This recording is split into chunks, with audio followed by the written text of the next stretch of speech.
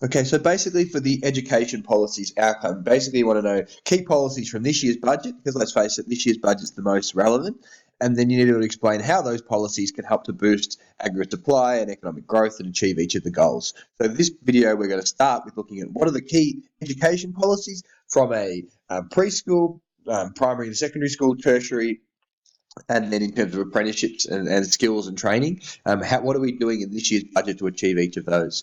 So starting off, we'll go from sort of youngest to oldest. So starting off, we'll just start off with some of the key policies as a whole. So the government, one of the key policies is they're spending $67.5 million on these new training hubs in regional areas, and that's an important part of the policy. They're in regional areas because they're trying to connect people in those areas with high rates of youth unemployment to skills and trying to provide them with access to better skills and training to help them become more job ready.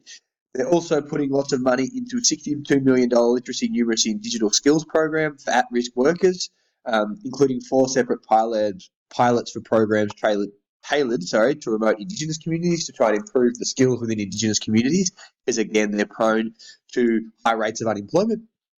They're also putting lots of money towards preschools, which we'll talk about in a second, to try and increase preschool attendance, and a local community fund, which we'll talk about as well. So we'll go through all these policies in detail. So let's start from youngest to oldest. Let's start with preschool.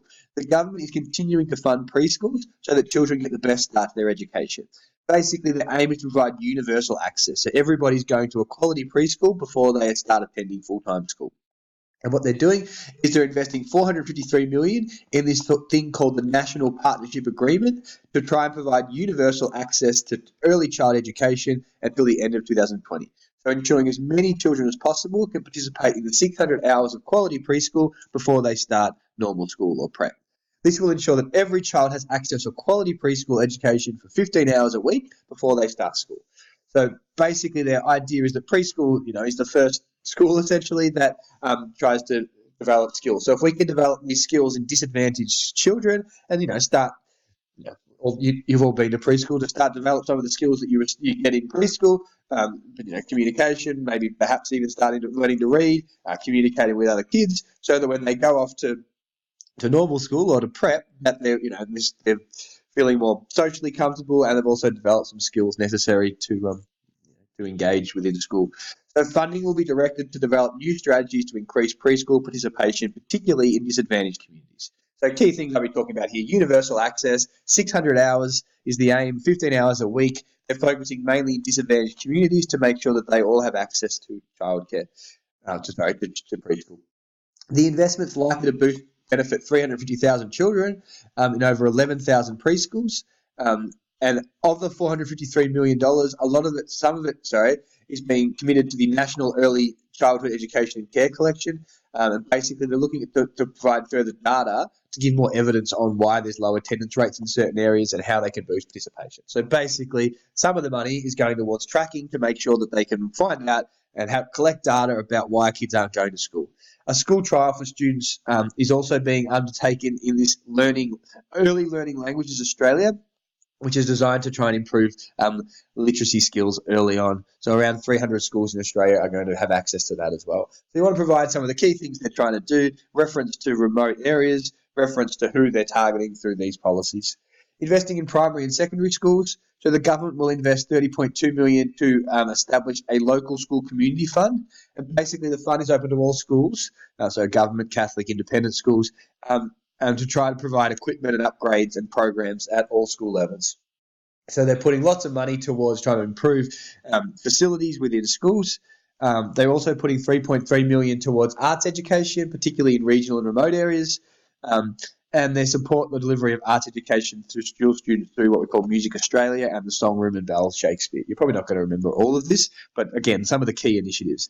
The other thing they're doing, so if you're summarising this in sort of a practical way, they're giving a fund. The local school community fund will go towards providing equipment and upgrades.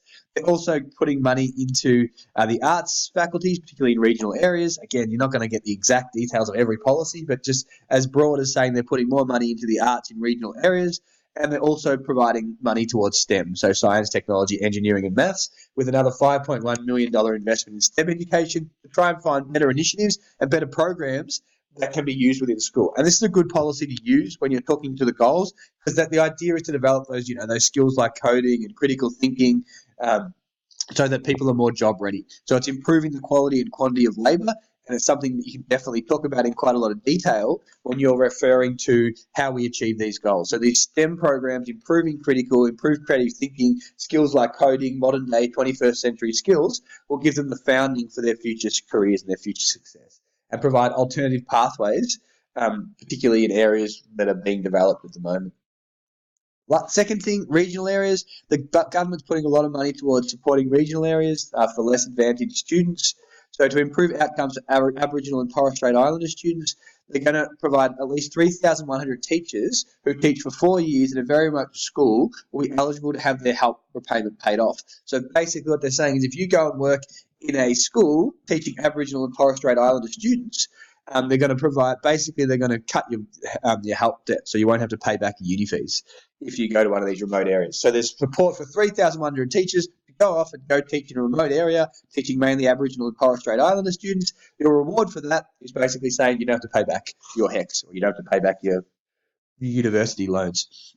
This direct financial incentives recognises significant barriers to recruiting and retraining quality areas in remote areas. So it's hard to get teachers in those areas. Basically, go teach in those areas. You don't have to pay for university. And it also means sure that quality teachers will be going to those areas to try and address some of the inequality for people that live in those areas. Language literacy, numeracy, and digital skills are also being enhanced. The government provides $62.4 million to establish a national program to deliver foundational skills training.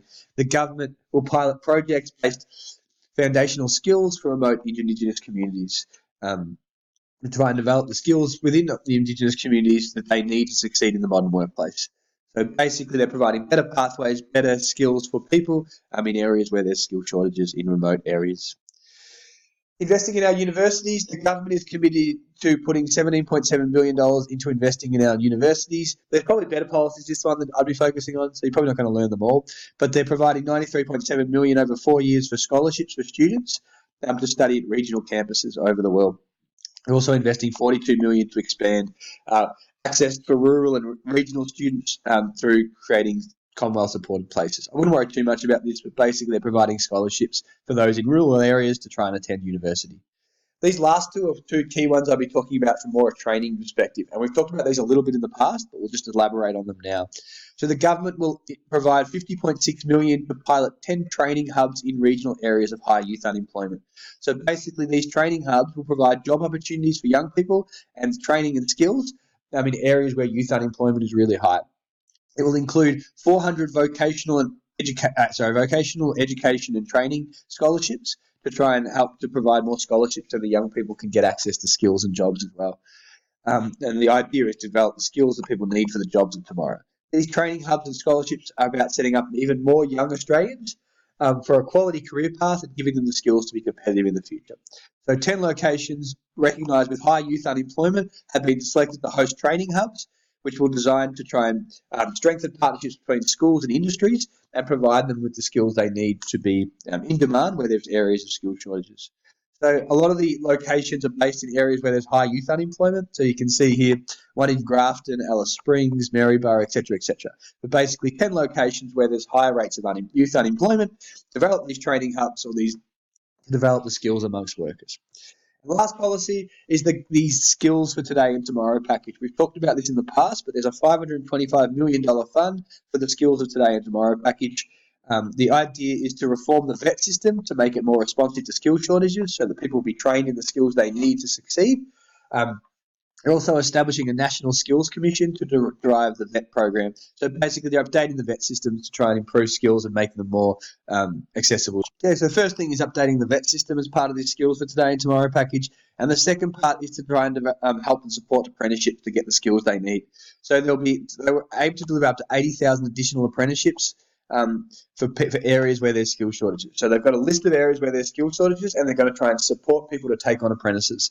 So in order to do that, employers will be eligible for a $4,000 incentive payment and apprentices will be eligible for a $2,000 payment. One $2,000 payment at different stages throughout their apprenticeship. So the skills package will support up to 80,000 new apprentices. Basically, they identify areas where there's skill shortages. They're going to give them a new skill shortage payment. There's an incentives program for people to take on apprenticeships. And they're going to a review of the skill shortage list. So basically, update their list to make sure they're aware of key areas where there's skill shortages.